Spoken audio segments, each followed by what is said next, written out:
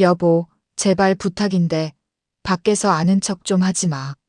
당신한테선 늘 짠내랑 비린내가 나. 격 떨어지게. 저는 10년 동안 남대문 시장 바닥에서 김밥을 말고 얼음장 같은 물에 손을 담가 생선을 다듬으며 남편을 사법고시에 패스시켰습니다. 합격증을 받아들던 날 남편은 제 거칠어진 손을 잡고 눈물을 흘리며 맹세했죠. 평생 여왕처럼 공주처럼 모시겠다고요. 하지만 그 남편이 판사가 되고 대한민국 최고의 로펌 대표 변호사가 되자 말이 바뀌더군요. 저는 더 이상 고마운 조강지처가 아니라 자신의 우아한 인생의 오점이 되는 비린내 나는 족쇄일 뿐이었습니다. 결국 젊고 세련된 여변호사와 새살림을 차리겠다며 이혼을 요구한 남편. 저는 울며불며 매달리는 대신 남편의 로펌 대표 취임식 날 아주 특별한 선물을 보냈습니다. 그 선물을 열어본 순간 남편의 얼굴이 사색이 되고 식장 안의 모든 VIP들이 경악을 금치 못한 이유. 헌신을 배신으로 갚은 자에게 날리는 가장 우아하고도 잔혹한 청구서 이야기. 지금 시작합니다. 제 이름은 박정심. 올해 55입니다. 23, 친구들이 한창 멋부리고 연애할 그 나이에 저는 법 공부를 하겠다는 가난한 고시생. 남편 하나만 보고 보따리를 쌌습니다. 신혼집은 서울 신림동 고시촌의 반지하 단칸방. 대낮에도 형광등을 켜지 않으면 밥알이 보이지 않았고 장마철이면 시커먼 곰팡이가 피어오르던 곳이었습니다. 정심아, 미안하다. 내가 이번엔 꼭 합격할게. 합격만 하면 너 손에 물 한 방울 안 묻히고 살게 해줄게. 남편은 밤마다 제 퉁퉁 부은 다리를 주무르며 입버릇처럼 말했습니다. 저는 그 약속 하나 믿고 10년을 버텼습니다. 남편이 독서실 책상에 앉아 펜을 굴릴 때 저는 남대문 시장 갈치조림 골목에서 하루 수백 마리의 생선 내장을 따고 비늘을 쳤습니다. 겨울이면 찬물에 손등이 터져 피가 났고 여름이면 생선 비린내와 땀 냄새가 뒤섞여 지하철을 타면 사람들이 슬금슬금 피했습니다. 그래도 행복했습니다. 내 남편은 판사가 될 사람이니까. 그렇게 10년. 남편은 드디어 사법고시에 합격했습니다. 합격자 명단에서 남편 이름 강민철 석자를 확인하던 날 우리는 서로 부둥켜 안고 짐승처럼 울었습니다. 그날이 제 인생의 화양연화였습니다. 세월이 흘러 남편은 판사 생활을 거쳐 지금은 강남의 잘나가는 대형 로펌 대표 변호사가 되었습니다. 우리는 곰팡이 핀 반지하를 떠나 한강이 내려다 보이는 60평 아파트로 이사했고 남편은 기사가 딸린 최고급 외제차를 탔습니다. 그런데 생활이 윤택해질수록 남편과 저 사이에는 건널 수 없는 강이 생겼습니다. 남편은 점점 밖으로 돌았습니다. 집에 들어오면 잭에서 나는 냄새를 맡는 신용을 하며 미간을 찌푸렸습니다. 아, 집안 환기 좀 해.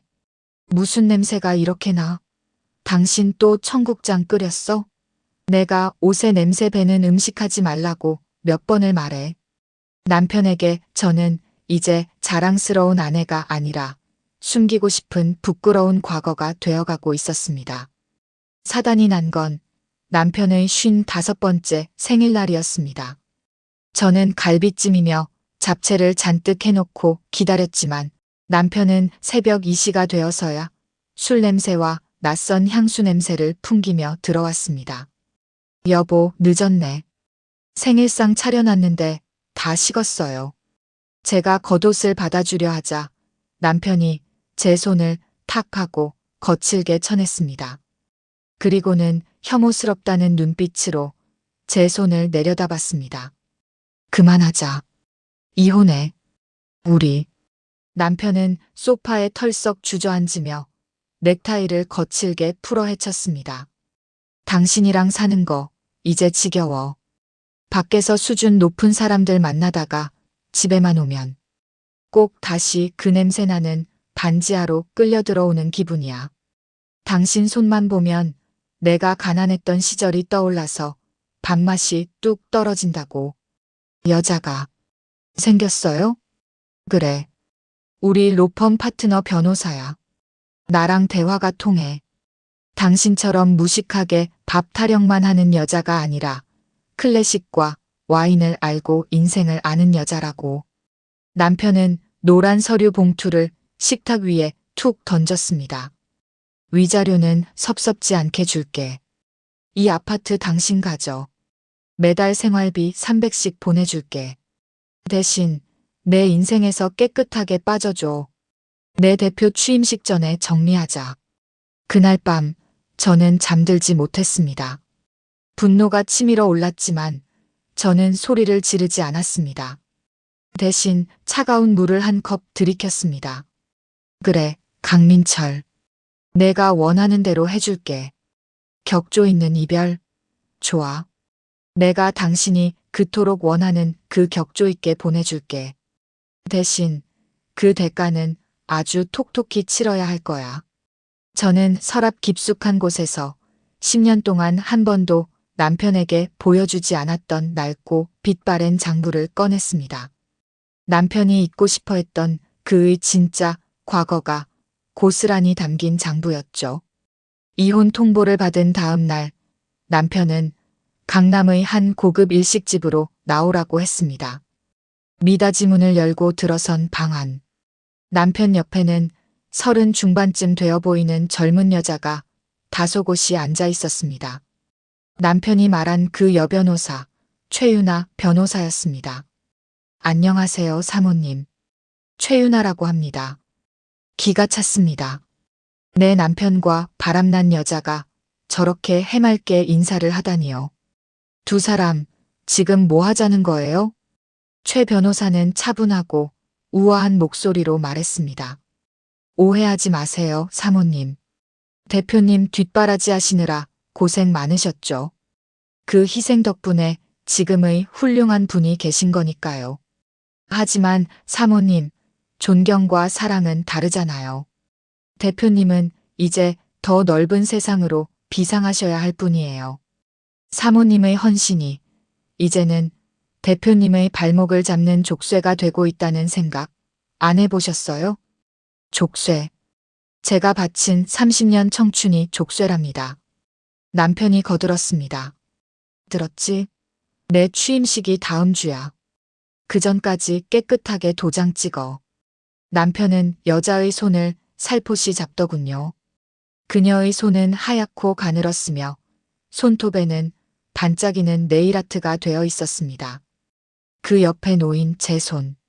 30년 칼질에 베이고 찔려 흉터투성이에 관절염으로 퉁퉁 부은 제 손. 부끄러워서 저도 모르게 식탁 아래로 손을 감췄습니다. 그 순간 제 안에서 무언가가 툭 하고 끊어졌습니다. 좋아요. 도장 찍어줄게요. 대신 조건이 하나 있어요. 당신 그 대단한 로펌 대표 취임식. 거기 나도 초대해줘요. 뭐, 당신 미쳤어? 가서 깽판 안 쳐요. 그냥 내 10년 고생의 결실이 얼마나 대단한 자리에 올라가는지 내 눈으로 마지막으로 확인하고 싶어서 그래요. 그것만 보게 해주면 그날 시 끝나고 바로 법원 가서 도장 찍어줄게요. 남편은 거만하게 고개를 끄덕였습니다. 그래. 와서 봐. 내가 얼마나 대단한 사람이 됐는지 두 눈으로 똑똑히 보고 당신이랑 내가 얼마나 안 어울리는지 뼈저리게 느끼면 더 좋겠네. 집으로 돌아온 저는 곧장 다용도실 구석에 있는 낡은 라면 박스를 꺼냈습니다. 테이프를 뜯자 퀴퀴한 냄새와 함께 지난 10년의 세월이 쏟아져 나왔습니다. 남편이 고시 공부할 때 저에게 써줬던 각서들. 나 강민철은 꼭 성공해서 박정심을 여왕처럼 모시겠다. 이번 달 고시원비 30만 원, 나중에 3억으로 갚겠다. 지렁이 같은 글씨로 쓴 수십 장의 각서와 차용증들. 그리고 제가 시장에서 일할 때 꼈던 목장갑. 하루 수백 마리 생선 손질을 하다 칼에 베어 붉은 피가 배어들어 굳어버린 빨아도 지워지지 않는 핏자국이 선명한 그 장갑. 저는 눈물을 닦고 아주 고급스러운 검은색 벨벳 상자를 준비했습니다. 그 안에 너덜너덜한 피 묻은 목장갑을 곱게 개어 넣었습니다. 그리고 수십 장의 각서와 차용증, 그리고 제가 쓴 청구서를 맨 위에 올렸습니다. 청구 내역 강민철의 인생갑. 청구 금액 당신의 파멸. 상자를 닫고 금색 리본으로 예쁘게 묶었습니다. 거울을 보며 저는 처음으로 소리내어 웃었습니다. 여보, 기대해. 당신이 그토록 원하던 격조 있는 선물이야. 드디어 결전의 날, 남편의 로펌 대표 취임식 날이 밝았습니다. 장소는 서울에서 제일 비싸다는 S호텔 그랜드 볼룸이었습니다. 저는 그날 화려한 드레스 대신 옷장 깊숙이 넣어두었던 옥색 한복을 꺼내 입었습니다. 그리고 검은색 벨벳 상자를 품에 안고 식장으로 향했습니다. 식장 안은 번쩍거리는 샹들리에 조명 아래 샴페인 잔 부딪히는 소리와 사람들의 웃음소리로 요란했습니다. 저 멀리 단상 위에는 남편과 그 옆에 순백의 드레스를 입은 최 변호사가 안주인 행세를 하고 있었습니다. 존경하는 내외 귀빈 여러분, 가난한 고시생에서 이제는 대한민국 최고의 로펌 대표로 우뚝 선 강민철입니다. 제가 이 자리에 올 수 있었던 건 오로지 정의를 향한 뚝심과 제 피나는 노력이 있었기 때문입니다. 약자의 편, 정의, 기가 막혀서 헛웃음이 났습니다. 가장 가까운 약자인 조강지철을 헌신짝처럼 버린 주제에 저는 천천히 단상을 향해 걸어 나갔습니다. 사람들이 하나둘 저를 쳐다보기 시작했습니다. 어머, 저 여자 누구야? 한복 입은 거 보니 사모님인가 본데? 단상 가까이 다가가자 연설하던 남편의 눈이 저와 마주쳤습니다. 남편의 눈동자가 흔들렸습니다. 저는 단상 위로 올라갔습니다. 남편은 이를 악물고 속삭였습니다. 당신 미쳤어? 당장 내려가. 저는 품에 안고 있던 검은 벨벳 상자를 남편에게 불쑥 내밀었습니다. 그리고 마이크를 잡았습니다. 여보, 취임 축하해요. 빈손으로 떠나려니 마음이 쓰여서 당신이 잊고 있었던 물건을 좀 챙겨왔어요. 당신의 그 찬란한 성공의 밑거름이 된 아주 귀한 보물들이에요. 남편은 자신만만하게 금색 리본을 풀고 상자 뚜껑을 열었습니다. 그리고 그 순간 시간이 멈춘 것 같았습니다. 남편의 얼굴에서 핏기가 싹 가셨습니다. 상자 안에서 쏟아져 나온 건 검붉은 피와 생선. 비늘이 덕지덕지 말라붙어 굳어버린 비릿한 냄새가 진동하는 흉측한 낡은 목장갑 한 켤레였습니다. 그리고 그 밑으로 누렇게 바랜 종이 뭉치가 우수수 쏟아져 내렸습니다. 이게 뭐야? 악! 옆에 서 있던 최 변호사가 비명을 지르며 뒷걸음질 쳤습니다.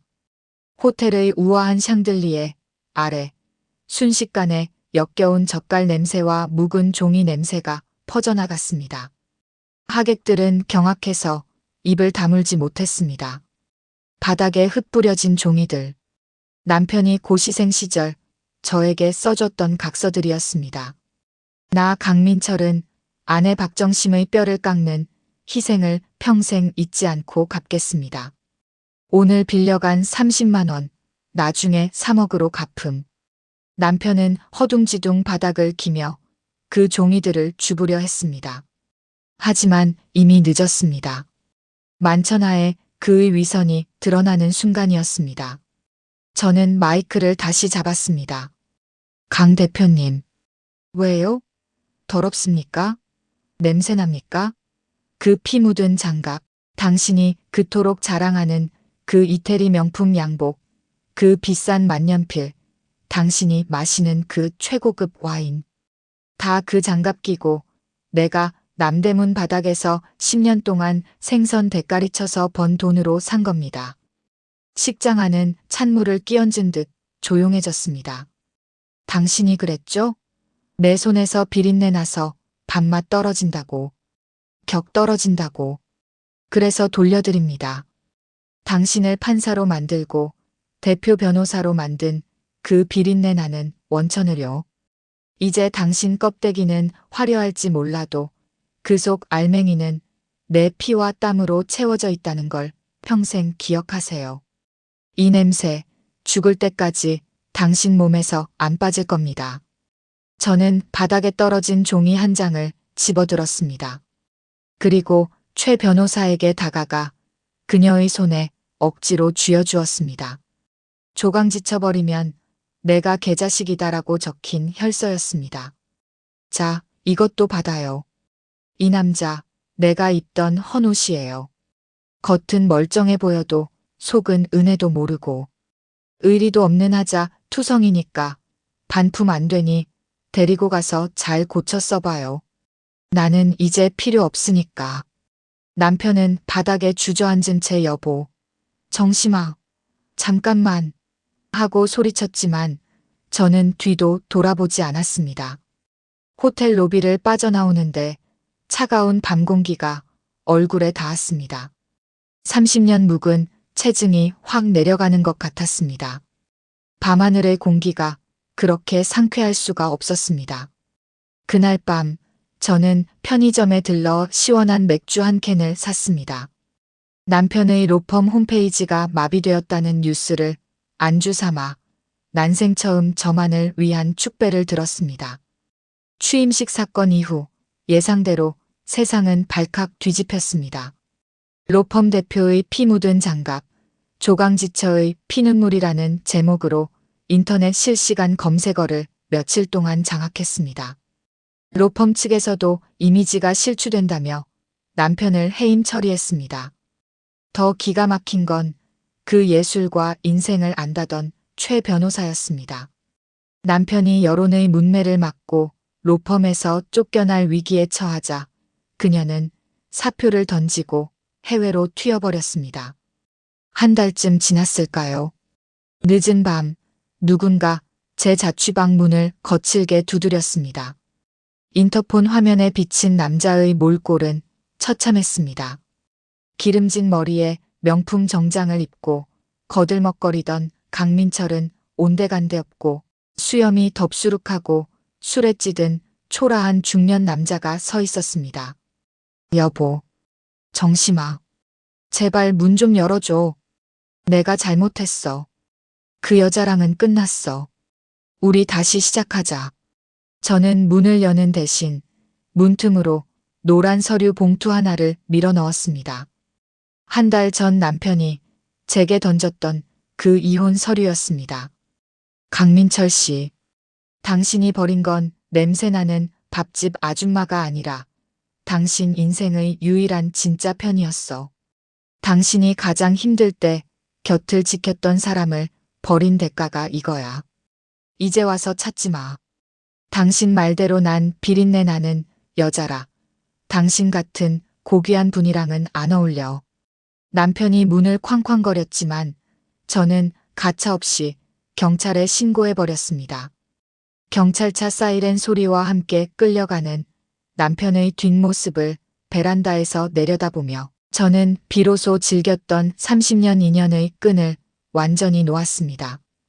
이혼 후 저는 작은 반찬 가게를 냈습니다. 간판 이름은 정시민의 부엌.